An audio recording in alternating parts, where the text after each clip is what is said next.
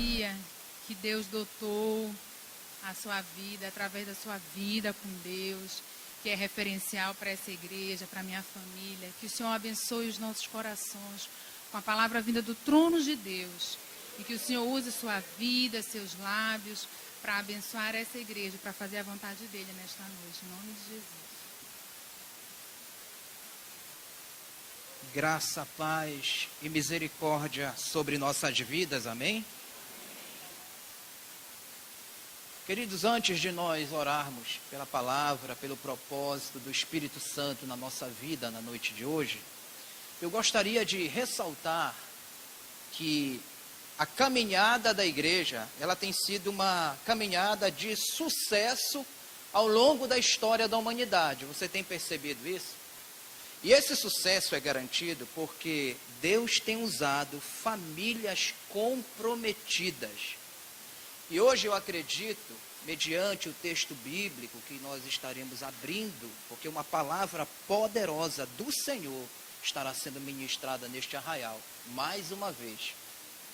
E este compromisso, ele há de crescer e acontecer dentro da minha casa e da sua casa. Quantos recebem isso, digam amém. Então a igreja, ela tem sido um sucesso por conta de famílias comprometidas. E hoje nós gostaríamos de trazer carinhosamente um pedido de desafio. Há poucos dias atrás, a igreja adquiriu uma propriedade logo aqui na próxima esquina, visando a construção de novas salas para treinamentos, formação de líderes, de futuros missionários, futuros pastores, futuros instrumentos de Deus. E nós precisamos ainda pagar 4 parcelas de R$50 mil. Serão nos próximos 4 meses um compromisso de R$50 mil. E nós gostaríamos, você que representa uma família, de você levar esse recado assim, movido pela oração, para a sua casa, a sua família. Quem sabe a sua família se comprometer diante de Deus com uma oferta para que a nossa igreja, a nossa congregação, ela cumpra este desafio e este compromisso que nós estamos envolvidos. É claro que Deus nunca nos deixou na mão, amém, queridos? Mas Deus, ele sempre usou as famílias dessa igreja. E nesse próximo desafio não será diferente. A sua família está aqui? Amém mesmo? Amém mesmo? Então Deus está contando com você. Deus está contando com a sua oferta. Em nome do Senhor Jesus. Amém? Glória a Deus. Olha lá, hein? Falam glória a Deus sério.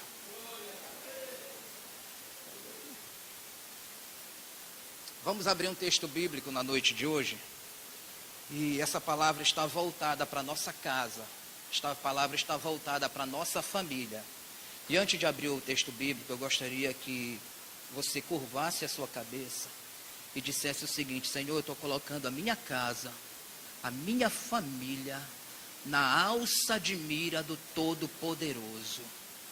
Que o poder do Altíssimo, a glória do Senhor, o Shekinah, me surpreenda nesses próximos dias com aquilo que o Senhor pode e com aquilo que eu creio que o Senhor vai fazer dentro do arraial mais importante da minha vida, depois da tua presença, chamado minha casa, minha família. Se você precisar citar nomes, cite agora, em nome de Jesus. Em nome de Jesus. Em nome de Jesus.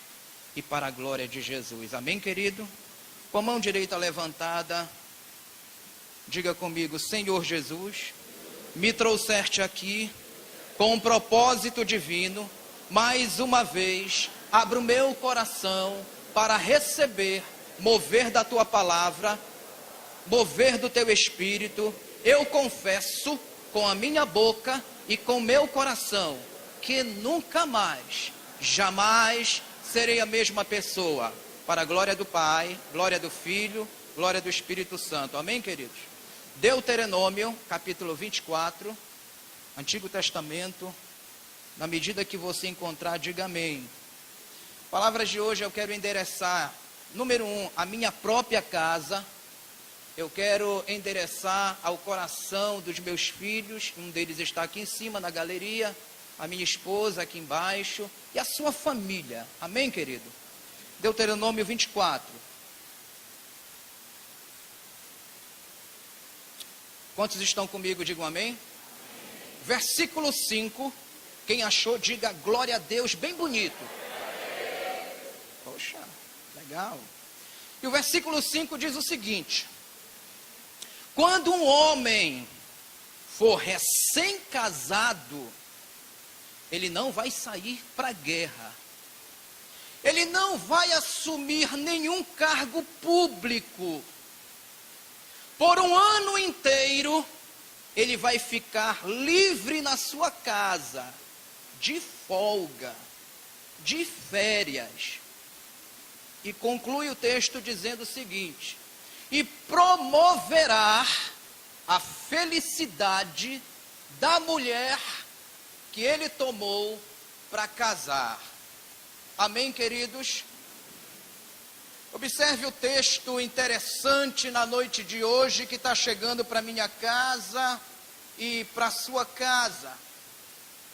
Perceba a orientação que o Senhor ele dá para Moisés em relação aos jovens judeus, jovens recém-casados, dizendo assim: se um homem tiver casado recentemente, ele não vai ser enviado para a guerra, ele não vai assumir nenhum compromisso público, durante um ano inteiro, ele vai ficar livre, vai ficar em casa, e vai fazer feliz a mulher que ele escolheu para casar.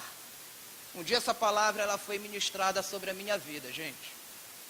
E hoje, dentro de um contexto que nós estamos vivendo aqui, a minha família, a sua família, eu quero ser boca profética, eu quero ser um instrumento na mão de Deus através desta palavra, e a sua casa, ela seja erguida em vitória para a glória do nome do Senhor. Quem recebe, diga amém. Então, queridos, eu descobri nas minhas pesquisas sobre família, porque esta é a área que eu estou trabalhando aqui ao lado do pastor Jefferson na igreja, que a festa de casamento de um jovem judeu durava 7 dias. 7 dias de festa de casamento. E a lua de mel, segundo o texto de hoje, durava 1 ano. Tem irmão que fica feliz, né? Uma notícia dessa. Pastor, que maravilha. Por que eu não nasci judeu, pastor? 1 ano dentro de casa, sem trabalhar, só cuidando da mulher, só fazendo a mulher ficar feliz. Pastor, eu queria estar num negócio desse. Mas tem outros que podem dizer o seguinte: não, pastor, deixa quieto esse negócio. Eu estou bem do jeito que eu estou. Esse negócio de lua de mel de 1 ano não é para mim, eu não dou conta desse negócio, eu não quero mexer com isso. Mas, queridos, eu quero chamar a sua atenção na noite de hoje. Por que nós encontramos um texto como esse dentro das Escrituras Sagradas? E eu quero começar dizendo a você na noite de hoje, que nós encontramos um texto como esse, porque família é a prioridade das prioridades do coração de Deus. Família é tão importante para Deus, que a Bíblia ela começa falando de família. Família é tão importante para Deus, que o último livro, o último capítulo e o último versículo do Antigo Testamento, ele termina falando de família. Malaquias 4:6. Diz lá: e converterei o coração dos pais aos filhos, e o coração dos filhos aos seus pais. Então, família é tão importante para Deus, que Jesus ele não começa o seu ministério ressuscitando o morto. Ele não começa o seu ministério libertando o endemoniado. Ele não começa o seu ministério curando um cego, um mudo ou um surdo. Ele não começa o ministério dele multiplicando os pães no meio de um deserto para uma multidão. Querido, Jesus ele começa o ministério dele dentro de uma festa de casamento. uma festa de casamento, que marca justamente o início da construção de uma família. Por isso, família, o assunto de hoje à noite, ela é tão importante para Deus, que o apóstolo Paulo, ele dedica um capítulo inteiro em Efésios, capítulo 5, para tratar desse assunto tão extraordinário para Deus, chamado família. Então esse assunto família, ele é tão importante para Deus, que o pescador Pedro, aquele que escreveu muito pouco nas Escrituras, a Bíblia mostra também que ele não deixou fora este assunto em suas epístolas. 1 Pedro, capítulo 3, ele foi totalmente dedicado a esse assunto chamado família. E é o assunto que nós vamos tratar e já começamos a tratar na noite de hoje.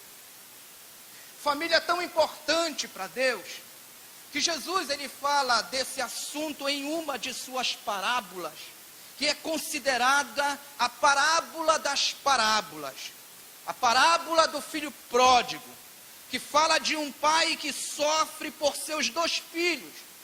Um que sai de casa, vai embora e ele volta arrependido, e outro que fica em casa, mas com seu coração em crise, com seu coração ferido. Então observe esta introdução dessa palavra de hoje à noite, que família é o tema da Bíblia. Família é a prioridade do coração de Deus. E a gente não pode pensar ou falar em família sem abordar um assunto vital chamado casamento. Se o casamento é a base de uma sociedade, a família ela se torna então a espinha dorsal para que um casamento ele se coloque de pé, e o vice-versa também, ele se torna uma verdade. Por que então, pastor, essa palavra na noite de hoje? Porque quando o casamento da gente, ele não vai bem, queridos, toda a saúde da família, dos familiares, eu estou falando de contexto de filhos, de contexto de pais, mães, avós, genro, nora, a saúde do contexto familiar acaba ficando comprometida. É claro, importante você entender na noite de hoje, que não existe nessa terra uma família perfeita, mas existe sim, família feliz e família abençoada. Quem crê e recebe isso, diga amém. Por isso é importante entender que toda família feliz, toda família abençoada, começa com um bom casamento. E eu gostaria que você liberasse essa palavra para quem está sentado ao seu lado. Família feliz, família abençoada, começa com um bom casamento.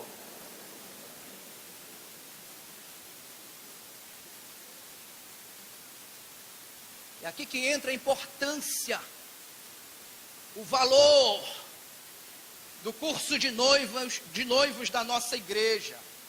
Porque lá no curso de noivos se faz a seguinte pergunta: por que você quer casar?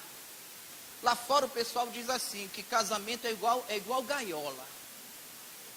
Quem está dentro quer sair e quem está fora quer entrar.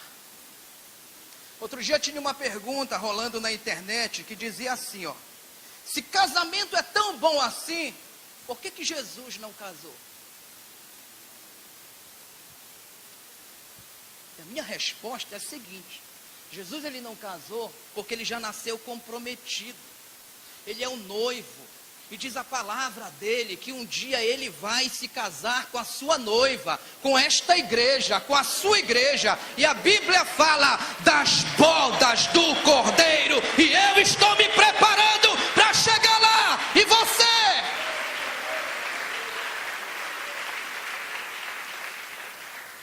Fala para as 3 pessoas mais bonitas perto de você: casamento é muito bom. Isso é profético, irmão.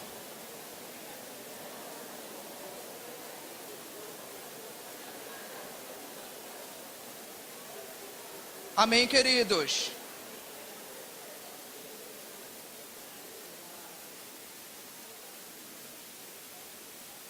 Segundo a opinião de Deus, casamento não é somente bom.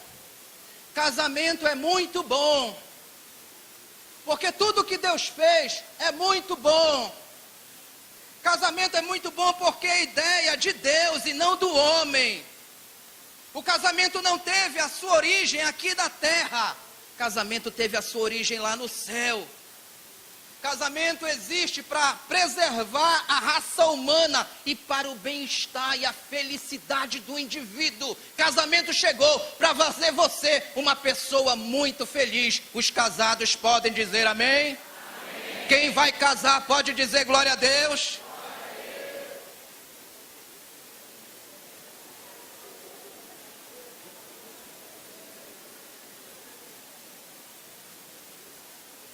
Amém, apóstolo. Para os que já se casaram, quantos casados nós temos aqui? Dá um amém aí, irmão. Amém, irmão. Minha singela pergunta, para mexer com você na palavra e no tema de hoje: por que você se casou? Quem vai casar aqui pela fé, diga amém, glória a Deus. Irmão, fala em línguas numa hora dessa, viu? A pergunta é parecida. Por que você quer se casar? Isso é um assunto lá na escola de noivos, viu? Por que você quer se casar? E em cima dessas duas perguntas, para os casados e para os solteiros, para os que vão se casar, eu vou fazer algumas colocações fortes, com o objetivo de abençoar a sua vida, hoje aqui dentro da casa de Deus.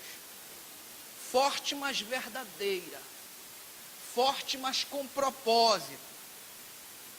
E lembrando você que alguns se casam para se verem livres dos seus pais. Já pensou um negócio desse? Ah, pastor, eu casei porque eu não suportava mais a pressão daquela casa. Não aguentava mais.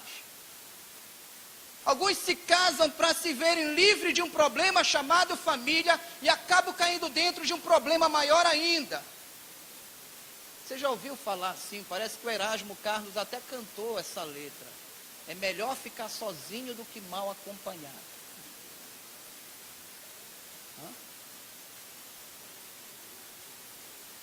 Esta motivação não deveria ser a motivação maior, porque ninguém deveria casar para se livrar dos seus pais. A motivação deveria ser outra. Outros se casam para resolver uma questão puramente sexual. Pastor, vou casar porque eu não aguento mais. Outros se casam por meio da solidão. Aí a irmã chega: pastor, minhas amigas todos já estavam casadas. E eu me vi sozinha ficando para a titia. Então um dia eu comecei a fazer um propósito dizendo: vinde a mim todos. Mas teve um dia que eu determinei: aqueles que vier a mim, de maneira nenhuma o lançarei fora. E acredite, essa não deveria ser a motivação de ninguém para entrar no casamento, com medo de ficar sozinho.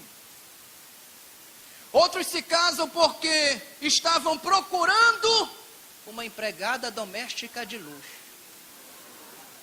Por incrível que pareça, mas tem casos dessa natureza. Ô pastor, eu precisava que alguém cuidasse da minha roupa, pastor. Ô pastor, eu precisava que alguém cuidasse da minha comida. Minhas panelas estavam ficando, pastor, tudo bichada. Querido, se você precisava de uma empregada, você precisava de uma empregada. Você não precisava casar para ter uma empregada dentro de casa. E quem precisa só de uma empregada não precisa se casar. Porque a esposa que vem do Senhor, ela não é e ela nunca vai ser uma empregada de luxo na sua vida. Olha, Provérbios 18, verso 22, tem algo tremendo. E Provérbios 22, 18, 22, ele diz o seguinte: aquele que acha uma esposa, quem achou uma esposa, diga amém. Amém mesmo? A Bíblia diz assim, que achou o bem e alcançou a benevolência do Senhor sobre a sua vida. Então veja aqui o que Deus ele fala da esposa.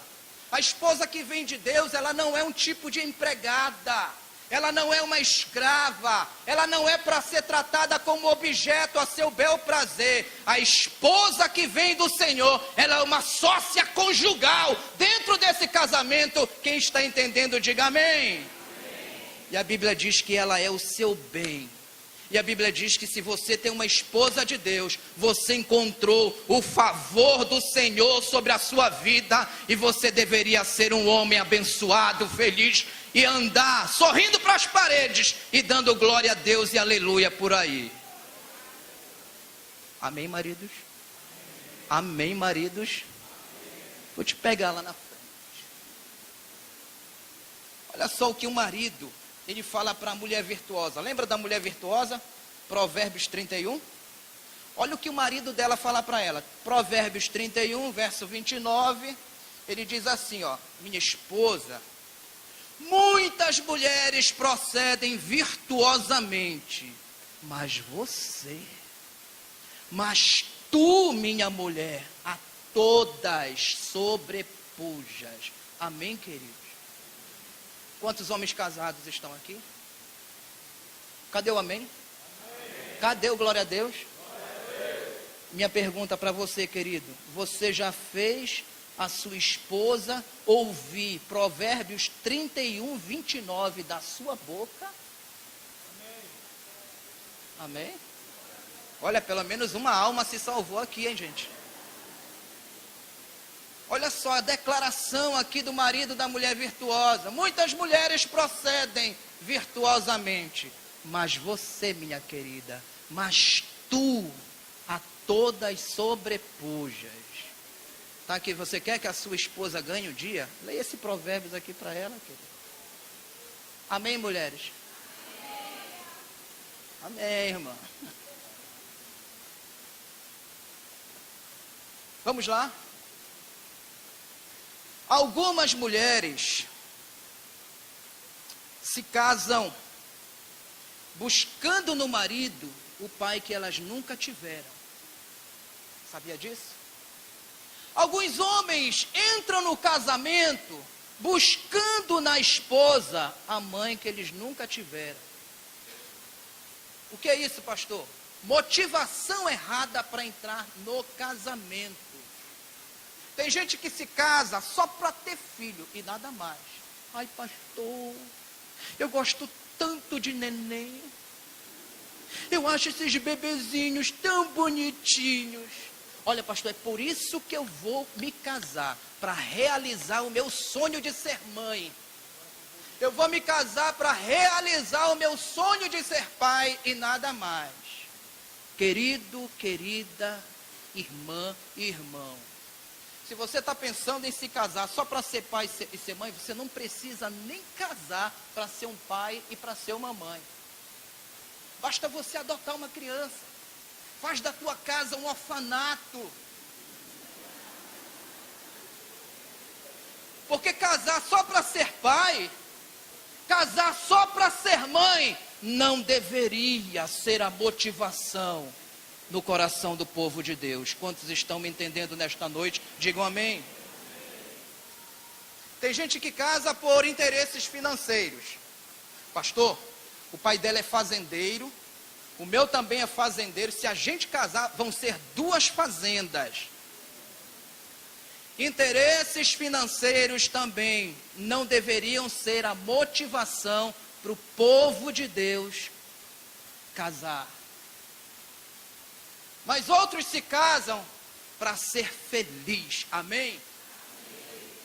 Tem gente que casa para ser muito feliz. Glória a Deus. Quantos concordam que devem casar para ser feliz? Digo amém. Dêem glória a Deus. Preste atenção nessa noite. Quem pensa em casar para ser feliz está com a motivação errada também. Quem está pensando em casar para ser um homem feliz, uma mulher feliz, está pensando muito errado também. Quem casa só para ser feliz, geralmente não é. É por isso que eu quero ler de novo o que nós lemos no início dessa reunião. Deuteronômio 24, 5. Deuteronômio 24, 5. Que o texto diz: quando um homem for recém-casado, ele não vai sair para a guerra, ele não vai assumir cargo público, por um ano inteiro ele ficará dentro de casa para ser feliz, amém?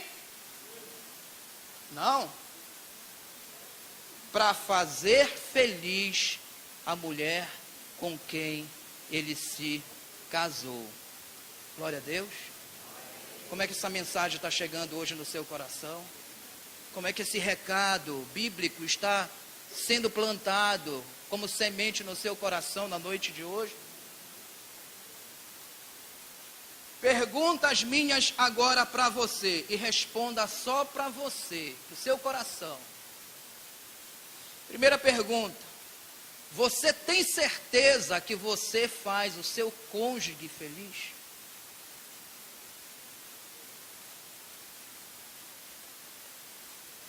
Tem certeza disso? Pergunta número 2. Você ficou feliz depois que você casou com esse homem? Depois que você casou com essa mulher?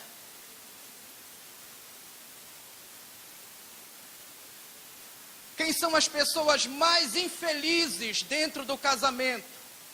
São aquelas que casaram não para fazer o outro feliz, mas elas casaram pensando em si mesmas. Elas casaram para ser feliz. Elas casaram para realizar um desejo, para realizar um sentimento, um sonho que aconteceu dentro dos seus próprios corações. Por isso hoje, nesta noite, rapazes, moças, maridos, esposas, me emprestem os vossos ouvidos e os vossos corações à ação do Espírito Santo de Deus na área sentimental, emocional e bíblica do seu casamento e da sua família. Amém, queridos? Deixa eu falar uma coisa para você. É impossível ser feliz sem que façamos alguém feliz nessa vida. Olha, escreve isso na tábua do teu coração hoje. Felicidade, antes de ser uma colheita, ela tem que ser uma semente na nossa vida. E libera essa palavra para quem está ao seu lado.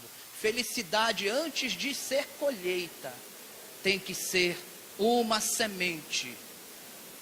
Termine dizendo o seguinte: chegou o tempo e a hora de você começar a semear dentro da sua família. Vá mais um pouquinho a fundo, dentro do seu casamento, para quem é casado. Quem são os pais felizes?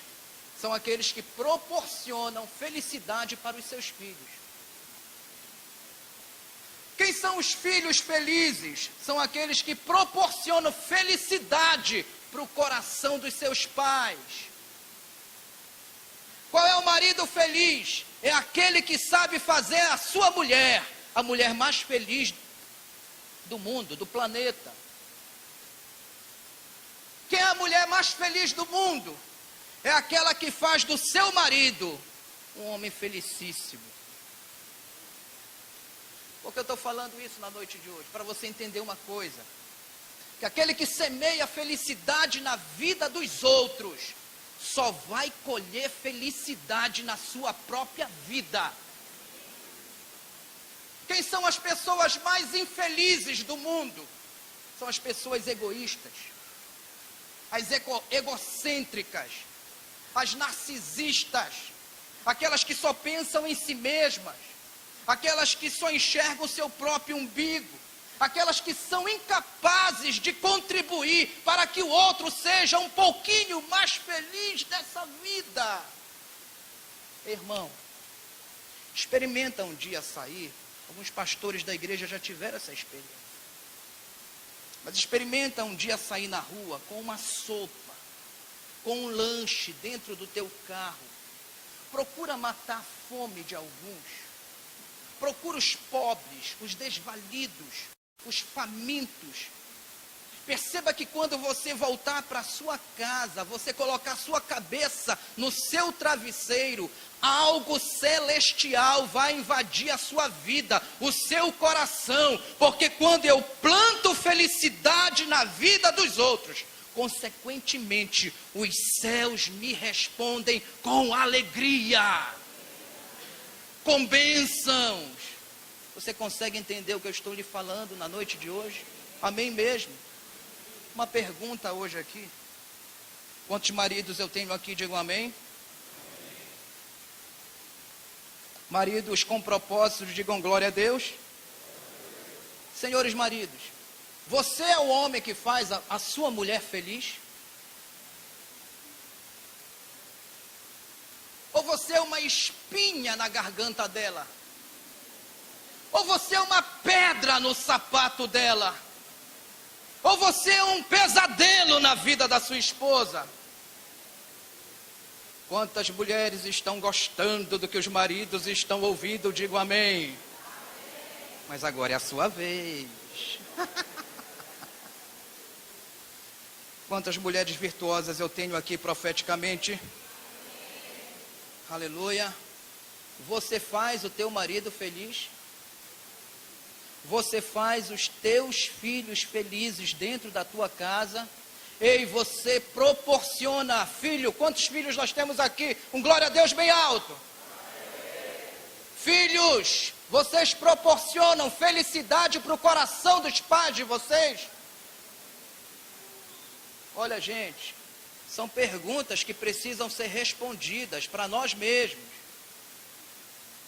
Por quê, pastor? Porque a gente não deveria se casar só para receber. A gente deveria casar para doar. Porque antes que Adão recebesse a Eva, primeiro ele teve que se tornar um doador. Para Adão receber a Eva, ele teve que primeiro doar uma de suas costelas. Porque quem não está disposto a ser um doador, ele não deveria se casar. Por que eu estou falando isso? Porque eu tenho uma pergunta hoje aqui para quem já se casou. O que é casamento para você? Para os que vão se casar um dia, como é que você define o que é casamento? Primeiro, qual é a motivação correta do nosso coração para estar envolvido em um casamento? Segundo, qual é o entendimento que você tem a respeito desse tema? A Bíblia diz assim, Malaquias 2,14. Porque o Senhor, o Todo-Poderoso, Ele se pôs como uma testemunha entre ti e a mulher da tua mocidade, para a qual procedestes deslealmente, sendo ela a tua companheira. Olha o que diz o texto. A mulher da tua aliança. Ei, gente moderna, observe que aqui não é um contrato de união estável, é uma aliança. Amém, querido? Alguém uma certa feita definiu o casamento da seguinte forma: casamento é a escola do quebrantamento. Fala para quem está ao seu lado, casamento é a escola do quebrantamento. Por quê, pastor? Porque é justamente dentro do casamento que a gente acaba se transformando naquilo em que nós nunca fomos. É dentro do casamento que a gente aprende a ser marido. É dentro do casamento que a gente aprende a ser pai. Ninguém nasce pronto. E é dentro do casamento também que a gente aprende a ser genro. As mulheres, elas se casam para aprender a ser esposas, para aprender a ser mães, para aprender a ser noras. Agora, por que que o casamento, ele é a escola do quebrantamento? Porque dentro do casamento, olha só, gente, que Deus, ele trata com o nosso orgulho. É dentro do casamento que Deus, ele trata com a nossa soberba. E casamento não é tão somente a escola do quebrantamento, como também é a escola do perdão. Fala para quem sentou ao seu lado, casamento também é a escola do perdão. Aleluia, aleluia, aleluia. Mateus 18, 21, Jesus, ele fala sobre perdoar, pastor Sidney, sobre 490 vezes por dia, 70 vezes 7. E Jesus, ele chega com Pedro dizendo o seguinte: olha, Pedro, não é mais a tua matemática, agora é a minha matemática. 70 vezes 7, 490 vezes por dia. E eu lhe pergunto, qual é o outro lugar no planeta Terra em que eu vou exercitar o perdoar tantas vezes no dia, se não for dentro do casamento, se não for dentro da minha própria família? Porque dentro do casamento é que a gente aprende a ceder para todo mundo ganhar dentro de casa. É dentro do casamento que a gente aprende que a nossa individualidade, ela tem que ser respeitada, mas nunca ser um individualista. É dentro do casamento, povo de Deus, que o meu eu, ele morre para nascer o nosso. É dentro do casamento que morre o meu eu para nascer o meu nós. É dentro do casamento que a gente compartilha as nossas alegrias e as nossas tristezas. Ei, é dentro do casamento que a gente compartilha o tempo bom e o tempo ruim da nossa vida. É dentro do casamento que a gente aprende a negociar com humildade. Quem está entendendo, diga amém. É por isso que eu falo para você que casamento é muito mais do que a escola do quebrantamento. É por isso que o casamento é muito mais do que a escola do perdão. Mas preste atenção, o casamento é uma chamada de Deus para levar o casal e a família inteira a aprender a lavar o pé do outro.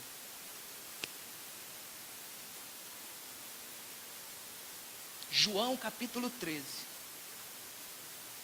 Depois que Jesus conclui a sua missão, antes dele ir para a cruz, ele está reunido numa mesa com os discípulos mais próximos, aqueles que se tornaram a sua família mais presente, e ali reunido, para eles entenderem quem assumiria as posições de destaque, de liderança.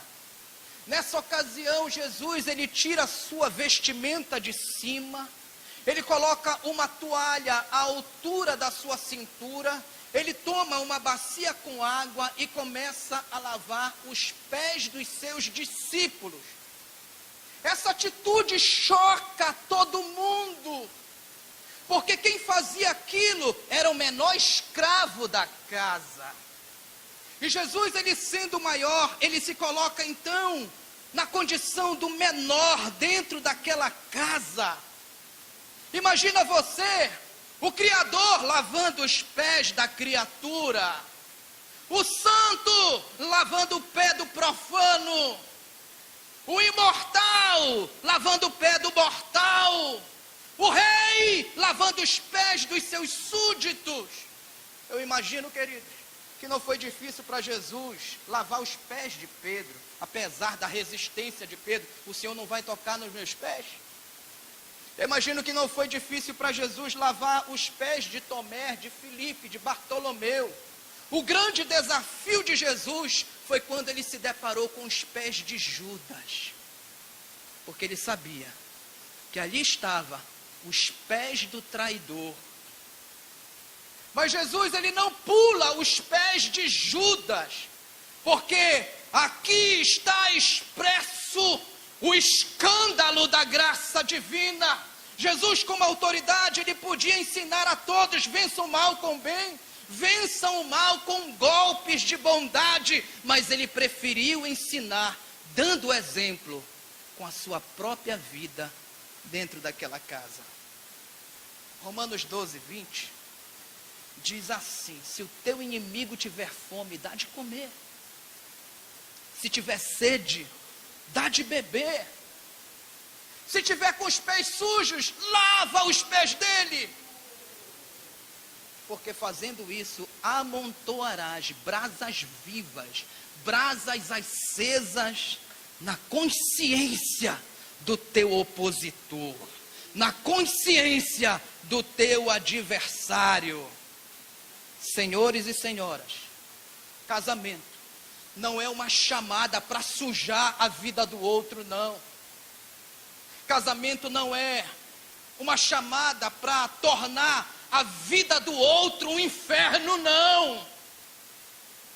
Casamento não é uma chamada para você tornar a vida do outro pior. Eclesiastes 4, versículo 9. É melhor serem dois do que um, porque tem melhor paga do seu trabalho. Pois se caírem, um levantará o outro, mas ai daquele que estiver só, pois caindo não haverá o outro que o levante. Também se os dois dormirem juntos numa cama, se esquentarão, mas um só, como se esquentará?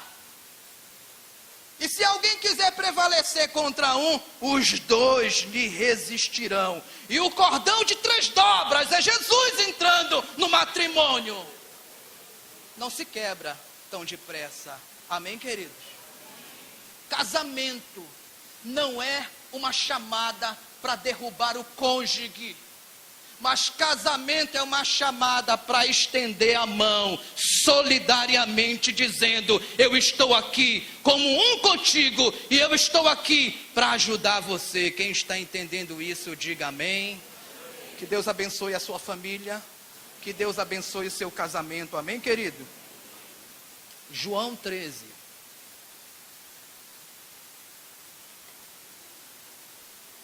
Depois que Jesus ele lava os pés de todos os seus discípulos, depois dos discípulos terem ficado chocados diante daquilo que eles viram, Jesus ele diz o seguinte: não é o servo maior do que o seu senhor, e assim como eu vos fiz, façai vós também uns com os outros. E esse uns com os outros começa dentro da casa da gente, porque é ali que começa o nosso ministério.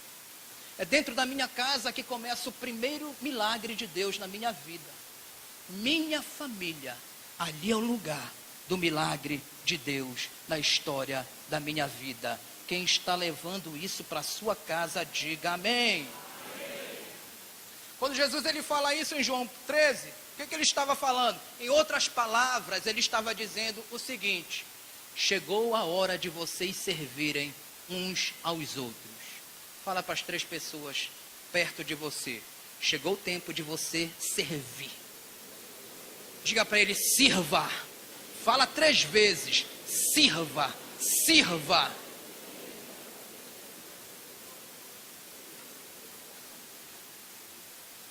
O que falar hoje para as famílias hoje aqui representadas? Preste atenção. Quem não serve,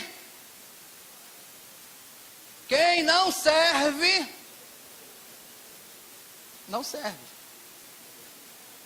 Quem não serve, não serve. Quem não serve, não serve para casar. Quem não serve, não serve para ser pai. Quem não serve, não serve para ser esposa. Quem não serve, não serve para ser mãe. Quem não serve, não serve para ser nora. Porque quem não serve, não serve. E a única razão que justifica a nossa permanência e a nossa vida aqui no mundo, falando de forma secular, é o nosso serviço. E casamento é uma chamada para servir e tratar a vida do outro melhor. Ser educado. Ser elegante. Ser sensível. ser cordial. Quantos maridos eu tenho aqui? Digam amém. Ah, que saudade das palavras da Rede de Homem, mas hoje aqui a gente aproveita. Senhores maridos, vocês estão comigo, amém? Pergunta para você. Você tem prazer de servir a tua esposa pela madrugada? Meu bem, deixa que eu pego a água para você.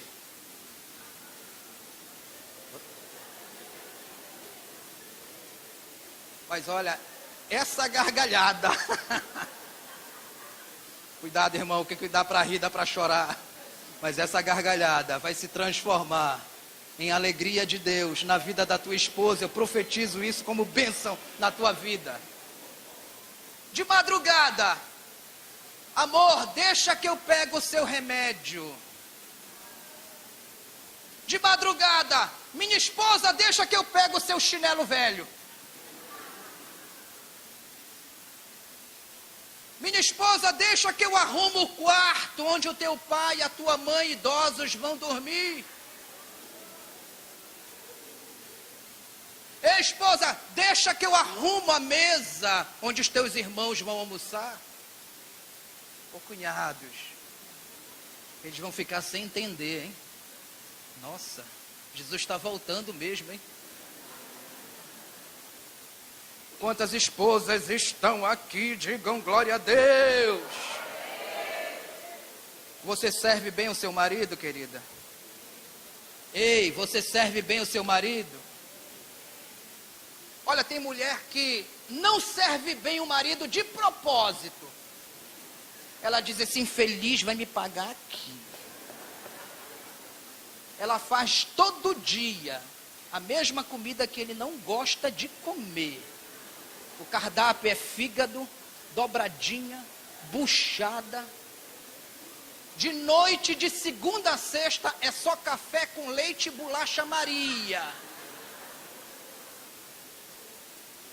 Onde estão as mulheres virtuosas da Igreja Batista Missionária da Amazônia?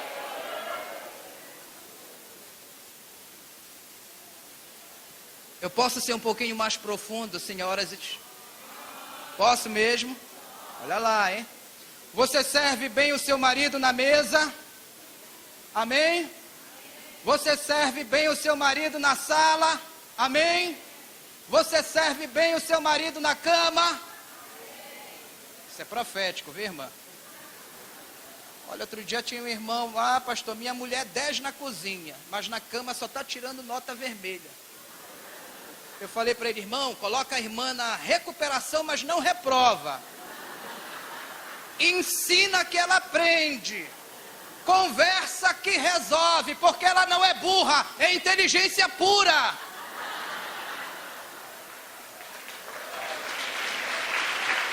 Toda honra, toda glória ao nome do Senhor, o Deus das famílias.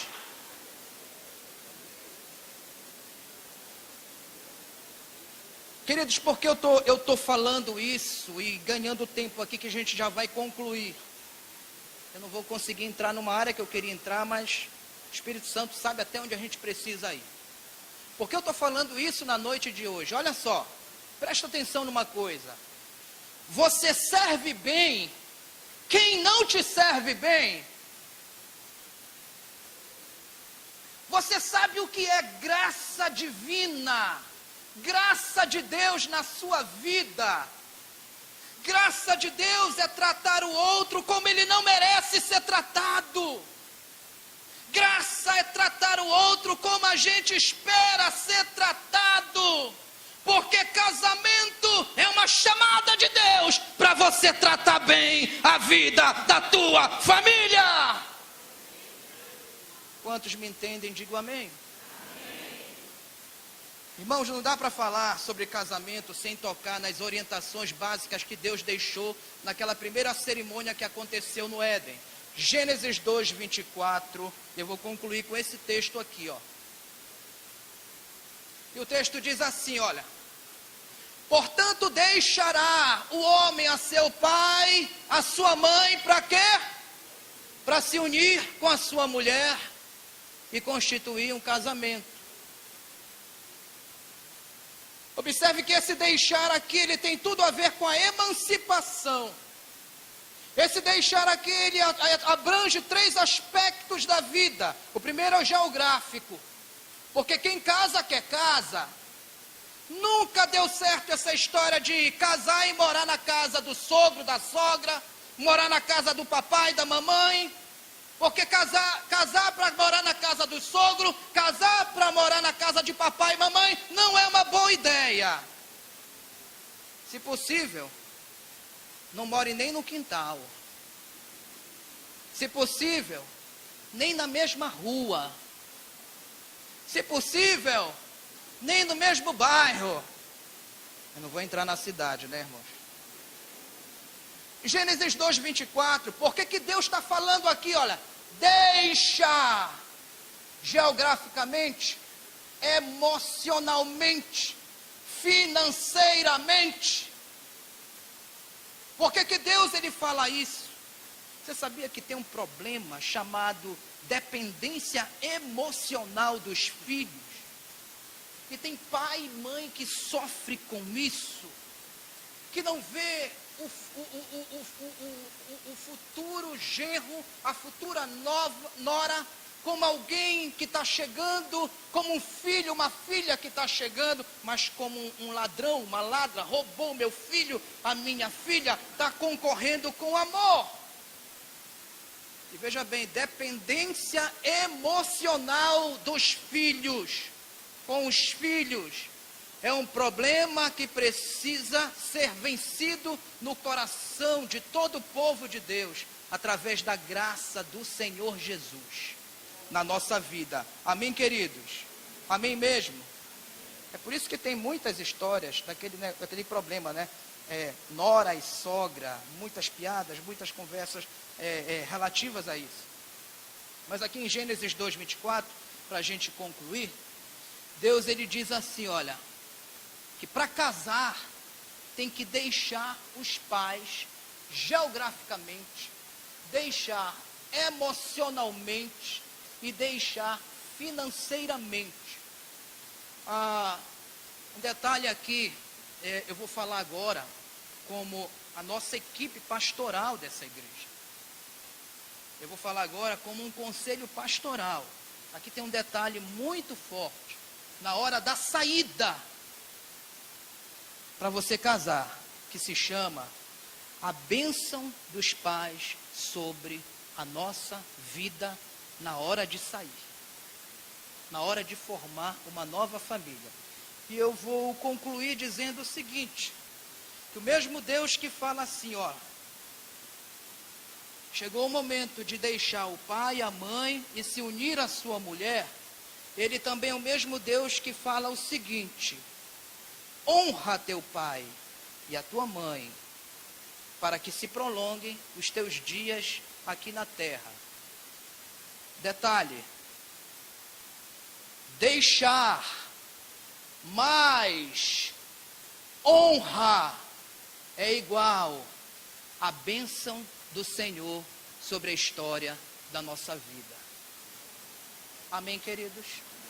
O que eu quero dizer hoje para os jovens desta igreja: não namore, não fique noivo e não case com ninguém que seus pais ou os pais da outra parte não estejam de acordo. Pastor, mas eu estou amando, é o gatinho, é a pessoa da minha vida. Ok. Se você é daqueles que gosta de sinais, coloque diante de Deus o seguinte: nós vamos namorar, nós vamos noivar, nós vamos casar, se o teu pai e a tua mãe, se o meu pai e a minha mãe estiverem conosco. Palavra que eu dirijo a minha casa, dirijo a sua casa. Quantos jovens nós temos aqui, digam amém? Quantos vão se casar, digam amém? A partir de hoje, se coloque debaixo dessa nuvem aqui, olha. Deixa teu pai e a tua mãe participar dessa escolha. Deixa teu pai e a tua mãe se envolver nesse propósito glorioso daquilo que Deus tem a ver com o teu futuro e a tua nova família. Quem está me entendendo, diga amém. Diga glória a Deus. Amém. Queridos, nós lidamos com vários casais que estão filiados conosco. E tem gente que tem tudo para ser feliz e dar certo. E às vezes o negócio está travado. E a gente tem trabalhado com alguns casais que nós precisamos ressaltar. Perceba Gênesis 24, como é que Rebeca sai para casar com Isaac. A família toda fazendo festa. Mas você lembra do filho pródigo? Ele levou a herança, mas ele não levou a bênção. E para nós que somos espirituais, e para nós que somos o povo de Deus, a bênção é mais importante do que qualquer herança e de qualquer bem ou qualquer ganho que a gente possa julgar vantagem na vida da gente. Palavra de Deus para o seu coração, para o meu coração, palavra de Deus para a tua casa, para a minha casa, e que Deus nos leve em caminho de vitórias. Quem se sente abençoado, diga amém. Se coloque de pé.